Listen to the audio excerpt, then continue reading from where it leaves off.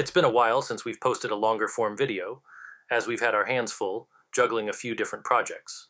But we've pulled together a few things we thought might be helpful for some people to know. Recently, we've been working more with PETG.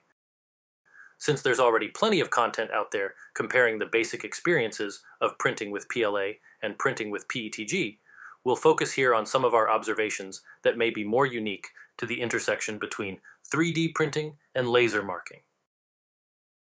The first apparent difference was that many PLA colors that the IR laser had little effect on actually produced some usable results when PETG in those colors was used. For instance, the IR laser had no effect on blue PLA, but had usable results on blue PETG.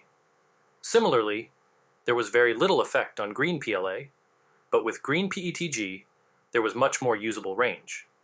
Even orange, which we knew yielded no visible effect in PLA, actually resulted in some marking when using PETG. As with PLA, darker colors in PETG yielded a more usable range. In fact, black PETG behaved very similarly to black PLA, with the setting range being similar enough to be usable for both materials, albeit the PETG having slightly darker marking throughout the range overall. Another observation to note was that with PETG, darker marking was part of the effect range. This is unlike PLA, which usually only yields markings that are lighter than the filament's original color as the plastic foams when the laser hits the surface. With PETG, it seems that at some settings, the laser will also foam the plastic, creating the lighter marks, as it does with PLA.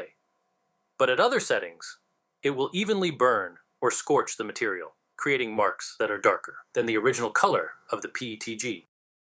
Applied carefully, both of these effects can be used to add visual range to a design.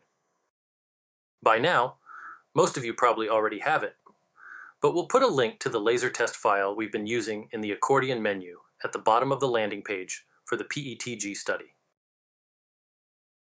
One last thing we discovered was a neat lenticular-like effect with the orange PETG. This particular filament was more translucent than the other colors of PETG we used for the test, so that may have been a factor. Perhaps the laser was passing through some degree of depth into the material before having an effect on it. We still haven't figured out if there's a way to control this. Unfortunately, the laser also produced unsightly gas bubbles and tended to blister the surface. We'll need to see if additional drying and further decreasing duration times can get us a cleaner result. One of our viewers recently gave us a great tip on improving our technique with heat set inserts. As we pressed the inserts into the cavities, we had been getting some material bubbling up around the edges. These would later have to be sanded down, especially if the construction required the insert face to be flush with the adjacent surface, and the end result wasn't always great. So now, instead of pushing the insert all the way into the material with the heat press, we stop just before. For these M3 inserts, about 1 millimeter was a good distance. Then, while the surrounding plastic is still warm and pliable, take something with a flat metal surface and push the insert the rest of the way in. The result is a much cleaner finish and much more flush to the surface of the print.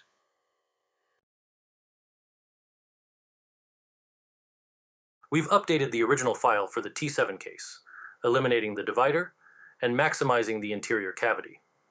This should make the case more viable for use with other objects. This stack of Legos should give a better idea of how big the interior volume is. It's 9 studs long by 2 studs wide, and 9 bricks, plus 1 plate deep, and this still doesn't account for the chamfered edges of the cavity. We've updated the file package on our store page, so all 3 versions are now included. We appreciate the time you spend with us, and hope that you're getting valuable information. As always, let us know your thoughts and concerns. Till next time.